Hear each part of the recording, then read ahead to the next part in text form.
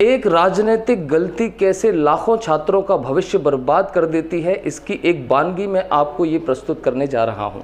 Possible है कि मध्य प्रदेश में या इस देश में 50% से ज़्यादा रिजर्वेशन क्रॉस हो ही नहीं सकता, क्योंकि भारत का संविधान और उसके बाद ऑनरेबल सुप्रीम कोर्ट की कॉन्स्टिट्यूशनल बेंच में way back in 1993 in a judgement of Indira Sawhney has very clearly said it कि हम बात कर रहे हैं मध्य प्रदेश में उलझे आरक्षण के मुद्दे की। मध्य प्रदेश में ओबीसी आरक्षण को 14% से बढ़ाकर 27% किया गया था, सुप्रीम कोर्ट के आदेश को नज़रअंदाज करते हुए, जो सुप्रीम कोर्ट ने साल 1993 में इंदिरा साहनी मामले में कहा था। सुप्रीम कोर्ट की विशेष बेंच ने कहा था कि आरक्षण किसी भी स्थिति में 50% से ज़्यादा नहीं होना चाहिए। अगर 50% से ज़्यादा है तो इसके लिए कोई जो कंडीशन होगी वो रेयरेस्ट कंडीशन होगी। कोई साधारण स्थिति में आरक्षण 50% से ज़्यादा नहीं किया जा सकता। आरक्षण को 50% से ज़्यादा करने के पीछे ये आधार भी गलत साबित हुआ कि जनसंख्या को देखते हुए आरक्षण बढ़ाया जा सकता है। इशू पे मराठा रिजर्वेशन जो था कि क्या पॉपुलेशन रेशियो पे रिजर्वेशन इंक्रीज किया जा सकता है, उसको फिर लार्जर बेंच को रेफर किया गया by the honourable supreme court. और अभी रीसेंट जजमेंट जो है, जो 2021 का रिजर्वेशन का मैटर है, लीडिंग जजमेंट, उसमें भी ऑनरेबल सुप्रीम कोर्ट ने क्लियर कर दिया है बहुत अच्छे से कि population can not be the basis for increasing the reservation.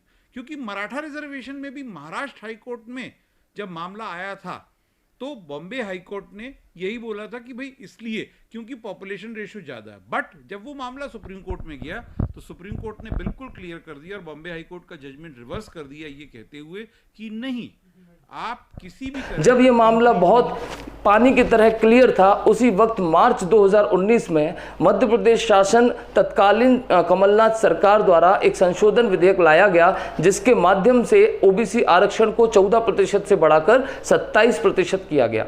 और जैसे ही ये 27% किया गया, वैसे ही ये सुप्रीम कोर्ट के आदेश का उल्लंघन साबित हुआ। इसी कारण मध्य प्रदेश में इस संशोधन बिल के खिलाफ याचिका हाईकोर्ट में दायर की गई और उस याचिका में कहा गया कि सरकार द्वारा जो संशोधन करके ओबीसी आरक्षण 14% से बढ़ाकर 27% किया गया है, ये संविधान का उल्लंघन है, ये कतई बर्दाश्त नहीं हो सकता। इस बाबत इस फैसले पर कोर्ट ने संज्ञान लिया।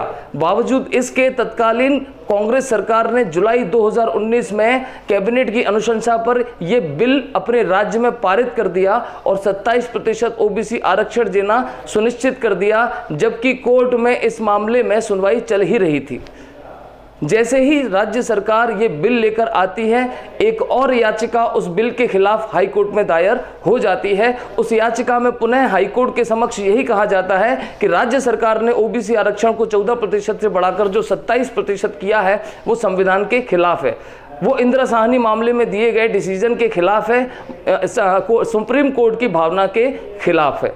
लेकिन सरकार ने इस बात को दरकिनार रखते हुए जो मुद्दा सॉल्व हो सकता था, लेकिन उस चुनावी दौर में जहां पर ओबीसी 27% आरक्षण का ऐलान कर दिया गया था, जहां पर नेता अपने चुनावी भाषणों में उस 27% का जिक्र करते थकते नहीं थे, उस सरकार के जाने के बाद भी ये मसला आज भी कोर्ट में फंसा हुआ है।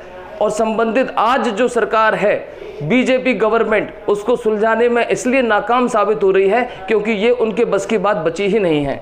मामला हाई कोर्ट में पेंडिंग है। जब 27% आरक्षण नहीं हो सकता, उसकी एक वानगी हमारे सामने प्रस्तुत भी है। महाराष्ट्र सरकार ने भी साल 2018 में कोशिश की थी कि 16% मराठा आरक्षण लाया जाए, और जैसे ही वो इस बिल को विधानसभा में लेकर आए, मराठा आरक्षण के बिल को, उस बिल के खिलाफ सुप्रीम कोर्ट में याचिका दायर हो गई। और जून 2019 में सुप्रीम कोर्ट ने स्पष्ट कर दिया कि आरक्षण देने का आधार जनसंख्या नहीं हो सकता, कि जनसंख्या के आधार पर आरक्षण नहीं दिया जा सकता। भारत के सॉलिसिटर जनरल तुषार मेहता समेत राज्य सरकार ने अभी तक कई मामलों में, कई पेशियों में अपना ये पक्ष रखा है कि मध्य प्रदेश में ओबीसी आबादी लगभग 52% है, तो हम उसी आधार में ये आरक्षण का प्रतिशत 14% से बढ़ाकर 27% कर सकते हैं। इसी दौरान रोस्टर सिस्टम भी मध्य प्रदेश सरकार लेकर आई, पहले से ही एक आरक्षण का मुद्दा फंसा हुआ था, एक रोस्टर सिस्टम का नया मुद्दा आया जिस पर भी मामला हाईकोर्ट में पेंडिंग है। ये इन मामलों, इस बात को 2 साल से भी अधिक वक्त गुजर चुका है, लेकिन वो छात्र जो 2 साल से परीक्षा देने का इंतजार कर रहे हैं या रिजल्ट का इंतजार कर रहे हैं या नियुक्ति का इंतजार कर रहे हैं, एक राजनीतिक भूल को भोग रहे हैं जिसका उनका कोई दोष नहीं है। न वो 27% आरक्षण लेकर आए और हमारे जो सम्माननीय नेतागण हैं जिन्होंने ये विधेयक पारित किया था, जो 27% आरक्षण लेकर आए, या तो वो सुप्रीम कोर्ट के आदेश के बारे में जानते नहीं थे या उन्होंने उसको इग्नोर किया। उनकी मंशा ये भी हो सकती है कि आरक्षण का पेश चुनाव तक फंसा रहे, लेकिन ये ऐसा पेश फंसा कि अब इसमें से निकलना मुश्किल होता जा रहा है। सरकार तारीख पर तारीख मांगती है, कोर्ट उसको अंतिम सुनवाई का वक्त देता है। इसके बाद होगा क्या? हाई कोर्ट ने अगर मना कर दिया कि आप 27% आरक्षण नहीं दे सकते, जैसे मराठा मामले में हाई कोर्ट ने मना किया, सारी प्रक्रिया आपको दोबारा से करनी होगी या फिर आपको सुप्रीम कोर्ट जाना होगा। लेकिन आप सुप्रीम कोर्ट किन आधारों पर जाएंगे? सुप्रीम कोर्ट ने तो पहले ही डिसीजन इंदिरा साहनी मामले में दे दिया और सुप्रीम कोर्ट स्पष्ट कह चुका है कि केवल एक आधार अगर आर्थिक हो तब भी हम आरक्षण नहीं देंगे, अगर कोई एक आधार जनसंख्या का हो तब भी हम उनको आर्थिक आरक्षण नहीं देंगे। आरक्षण देने का फैसला हुआ था कि आर्थिक रूप से कोई अक्षम है और सामाजिक रूप से कोई अक्षम है, वो वर्ग जिसको पर्याप्त प्रतिनिधित्व राज्य सरकार में नहीं मिल रहा है, उस स्थिति में राज्य सरकार उनके लिए प्रतिनिधित्व की व्यवस्था कर सकती है। लेकिन वो मांग थी, वो ज़रूरत थी, और ये जो मध्य प्रदेश के युवा इस समय भोग रहे हैं, ये एक राजनीतिक गलती है जिसकी वजह से कई लोगों का ये साल बर्बाद हो गए।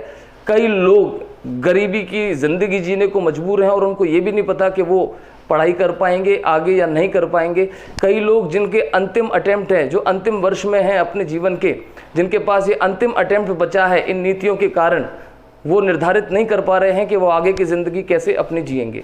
और नया वर्ग इस संशय में है, क्या मध्य प्रदेश में किसी पद पर चुन के जाया जा सकता है या नहीं? बहुत बड़ा सवाल है। धन्यवाद।